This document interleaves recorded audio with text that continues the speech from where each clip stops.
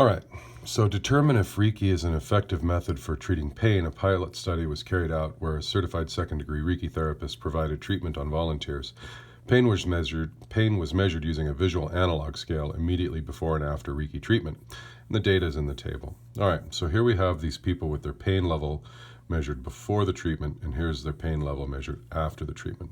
So the question is simply asking us to compare the two data sets for their mean and the standard deviation, discuss which mean is higher and which has a larger spread for the data. Okay, so I've got the data entered in list 5 and list 6. This is the before group, this is the after group. What I'd really prefer to do is compare the differences between these, because I would really like to see if the pain levels went down. And since this person is the same person as that person, we have this data linked. They didn't ask me to do that, but later on we will. So notice that these two data sets are linked to each other because this is the same person. So that's significant. If these were completely different people, then we would probably analyze the data in a different way. But for now, all we have to do is just look at the means of the two groups and look at the standard deviations of the two groups. So I'm going to go stat, calc, 1 var stats on the before group, which was list 5. So it had an average of 4.3. So this group was 4.3. And it had a standard deviation of we'll call that, round that up to 2.2.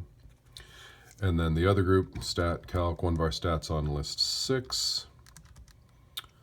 It has a mean of 2.05. And it had a standard deviation of 2.11. Okay, so mean, so the average of the before treatment was significantly higher than the after treatment. Standard deviation is roughly the same. So, it appears that this one has a slightly higher spread than this one. Let's look at the ranges. Maybe that'll give us a little bit more detail.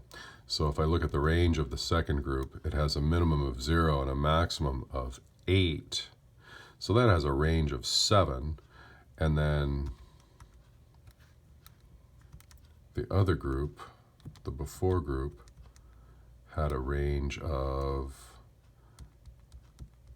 also 8, right, from 1 to 9. So they both have the same range. Their standard deviations are roughly similar, but the averages are significantly different. So